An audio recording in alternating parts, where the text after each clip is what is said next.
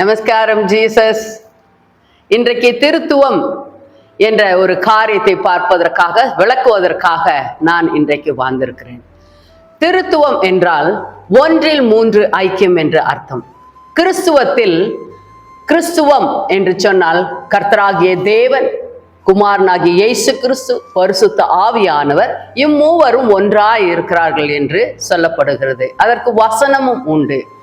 1 யோவான் 5ஆம் அதிகாரம் 7ஆம் வசனத்தில் எப்படியாக சொல்லப்படுகிறது, பரலோகத்திலே சாட்சியிடுகிறவர்கள் மூவர், பிதா, வார்த்தை, பரிசுத்த ஆவி என்பவர்களே, இம்மூவரும் ஒன்றாய் இருக்கிறார்கள் என்று சொல்லப்பட்ட இருக்கிறது. ஆம், அவர்கள் ஒரே தேவன், ஆனால் 3 பேராக தத்துவமாக வேலை செய்கிறார்கள். இதற்கு நீங்கள் கேட்கலாம், எப்படி ஒரே தேவன் 3 பேர் என்று சொல்லி. நான் ஒரு உதாரணத்தை உங்களுக்கு சொல்ல விரும்புகிறேன். நான் என் தாய் தகப்பனுக்கு மகளாய் இருக்கிறேன். என்னுடைய கணவருக்கு நான் மனைவியாக இருக்கிறேன். என்னுடைய மகனுக்கு நான் தாயாக இருக்கிறேன். ஆனால் நான் ஒரே நபர்தான். அப்படியாகத்தான் நம்மளுடைய தேவனாகிய கர்த்தரும் பிதாவாகிய தேவனாய் இருக்கிறார், குமாரனாகிய இயேசு கிறிஸ்துவாய் இருக்கிறார், பரிசுத்த ஆவியானவராய் இருக்கிறார். ஆமென். அதனால தான் நம்முடைய தேவன் ஒரே தேவன், ஆனால் 3 ஆள் தத்துவத்தை உடையவர் என்று திருத்துவம் என்று சொல்லப்படுகிறது.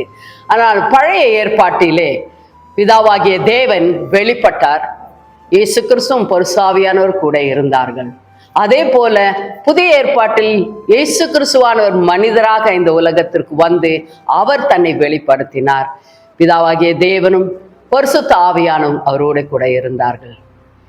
இயேசு கிறிஸ்துவானவர் பரன் ஏறின பிறகு, பரலோகத்திற்கு போன பிறகு, பரிசுத்த ஆவியானவரை, தேற்றரவாளனை இந்த உலகத்திற்கு அனுப்பி கொடுத்தார். பரிசுத்த ஆவியானவர் இந்த நாட்களிலே வெளிப்பட்டு கொண்டு இருக்கிறார். ஆனால் பிதாவாகிய தேவனும் இயேசு கிறிஸ்துவும் தங்களுடைய காரியங்களை அவரோடு கூட சேர்ந்து செய்து கொண்டு இருக்கிறார்.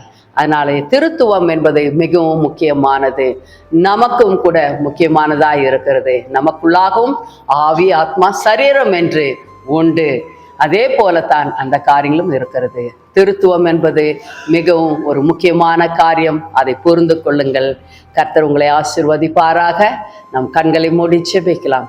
அப்பா பிதாவே, உமக்கு ஸ்தோத்திரங்கள், நன்றிகள் கர்த்தாவே. இன்றைக்கு கர்த்தாவே ஆண்டவரே, ஒவ்வொரு நபரும் கர்த்தாவே தங்களுக்கு கொடுத்த ஆண்டவரே உறவுகளை இல்லையே கர்த்தாவே சரியாகவும் ஒழுங்காயும் ஆண்டவரே தங்கள் கடமைகளை செய்யத்தக்கதாக அவர்களுக்கு உதவி செய்யுங்க. எப்படியாக பிதாவாகிய தேவன் தங்கள் நாட்களிலும் ஆண்டவரே இதோ இயேசு கிறிஸ்துவானவர் தங்கள் நாட்களிலும் ஆண்டவரே இதோ கர்த்த பரிசுத்த ஆவியானவர் இந்த நாட்களிலும் எப்படியாக ஆள் தத்துவத்தை கர்த்தாவை வெளிப்படுத்தி செயல்பட்டு கொண்டு இருக்கிறார்களோ, அதே போல நாங்கள் கூட கர்த்தாவே ஒவ்வொருத்தரும் ஐயா எங்களுக்கென்று கொடுக்கப்பட்ட ஆண்டவரே அந்த உறவுகள் கர்த்தாவே அந்த ஆள் தத்துவத்தை நாங்கள் கர்த்தாவே உம்முடைய சித்தத்தின் படி ஆண்டவரே நல்ல சாட்சி உள்ள மக்களாக இருந்து வெளிப்படுத்த எங்களுக்கு உதவி செய்தல்ல வேண்டுமாய் செபிக்கிறேன். பார்த்து கொண்டு இருக்கிற ஒவ்வொருத்தரையும் கூட கர்த்தாவை நீங்க ஆசீர்வதிங்க. அவர்கள் உறவுகளிலே பிரச்சனைகள் இருந்தால் ஆண்டவரே அந்த பிரச்சனைகள் இயேசு கிறிஸ்துவின் நாமத்தினாலே நார்மல் ஆகட்டும் என்று சொல்லி செபிக்கிறேன் ஐயா. உம்முடைய நாமம் மகிமைப்பட பரிசுத்த ஆவியானவரே ஒவ்வொருத்தையும் ஆட்கொள்ளுங்க, வழி நடத்துங்க, பொறுப்பேற்றுக் கொள்ளுங்க கர்த்தாவே. உம்முடைய நாமம் மாத்திரம் எங்கள் மூலமாக மகிமைப்படட்டும். இயேசு கிறிஸ்துவின் நாமத்தினாலே நாங்கள் ஜெபித்து ஜெயம் எடுக்கிறோம் எங்கள் அருமை பிதாவே. ஆமென். God bless you. நமஸ்காரம் ஜீசஸ்.